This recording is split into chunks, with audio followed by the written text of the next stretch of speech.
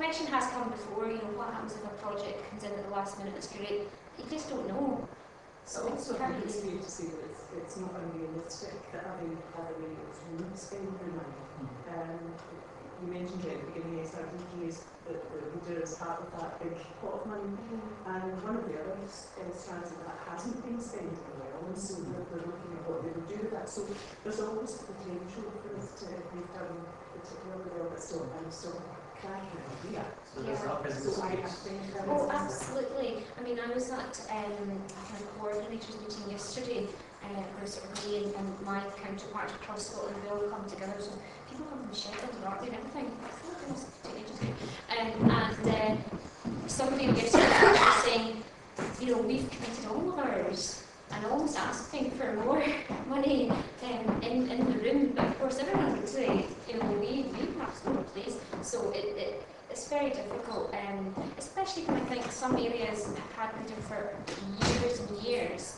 People will know that the fund is becoming available and be in first to get the money, whereas we've taken a while to get going, but now that we are going, then it gives us the opportunity to try and market further afield. It's very hard because, as you say, an idea could come forward and be brilliant, but we never can tell what's going to happen in the future, so we just have to spend as we see fit, and that's for the lab to decide, you know, is this project worth this amount of funding?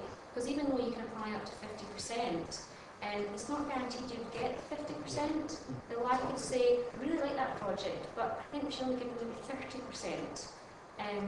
You know, so there's ways of us kind of managing it that way as well. Yeah.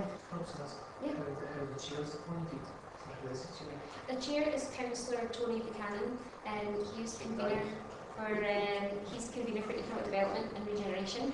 And this happened way back at the start, where he was elected as chair and put forward, and that was that way. So involves the it does. The council being lead partner as well doesn't mean we have all the say, but and he's very experienced with being a chair, which is good for the group. Steps out in the council project perform. Oh yeah, absolutely. Like if there's well, if there's a project that comes forward, then you have to note your interest. If there's someone that sits in the lab group, and for example, say that council project, we have quite a few actually, about 3 councillors, 4 councillors on the group. They all have to leave the room because essentially it's a council project. Even if they're not of the remit of economic development, they're still council, so they have to leave the room. So it's very much open and take minutes and all that kind of stuff. So it's all kind of properly done. Yeah, absolutely. That's what I was looking for. I'm looking at economic development, which is a council. The trust is another one. It was a feasibility study. It was the East Renfrewshire Enterprise Trust. So there's any people there, so like businesses that you've funded so far?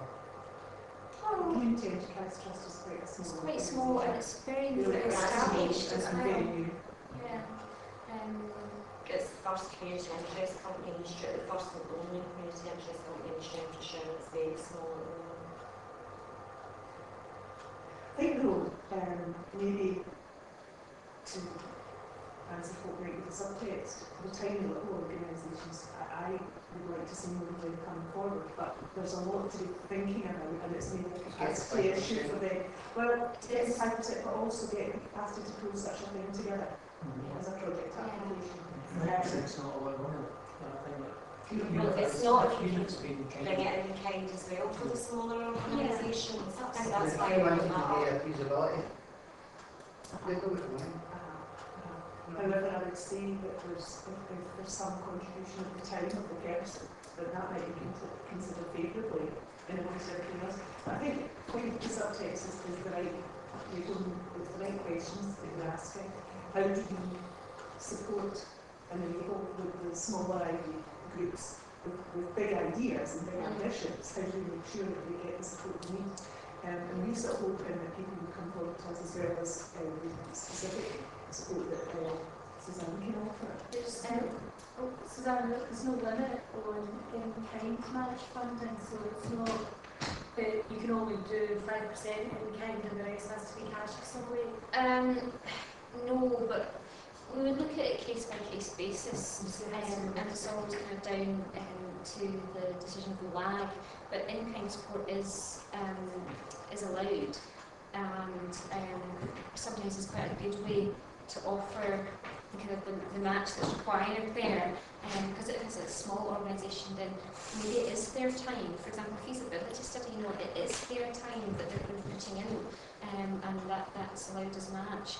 I was going to say something else there. There's an event coming up on the 4th of February. It's actually being run by the Scottish National Rural Network, but that day is going to highlight lots of different programmes that are available and different kind of funding streams for rural communities. Leader has been highlighted, obviously, as being one. We're going to have a couple of the project applicants that I explained have been approved. We're going to do a short presentation. Obviously, we've not got anything up and running yet, but a short presentation of how Leader is going to help them. And we're also having representatives from another area coming in to actually give their experience of how they've dealt with Leader and how it's helped them. So that will actually hopefully give our communities some ideas as well come forward. We're going to have a representative from the SRDP there. There's going to be stands that you can visit with lots of information.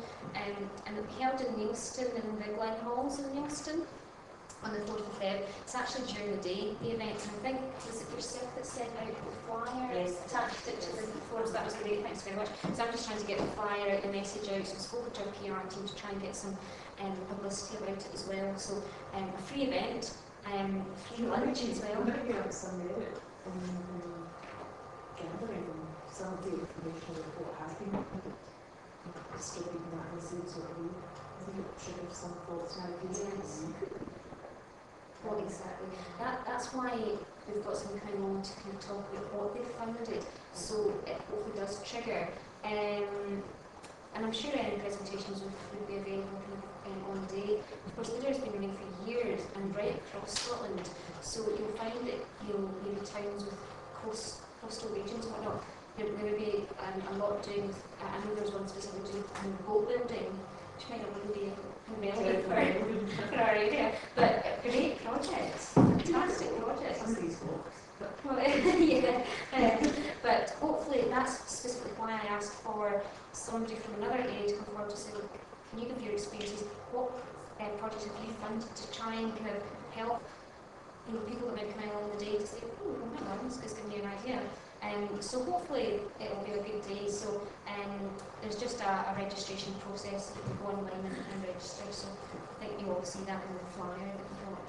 But we're delighted certainly that we've got Leader for the first time and hope it will keep continuing, because as I say, it's not a fund that we've ever had before. Although a lot of people were saying, oh, £340, it's not very much. So, well, it's better than we've ever had, so I'll take it. Anything else? Well, thank you very much, Suzanne. I'm sure that was very informative. Thank you.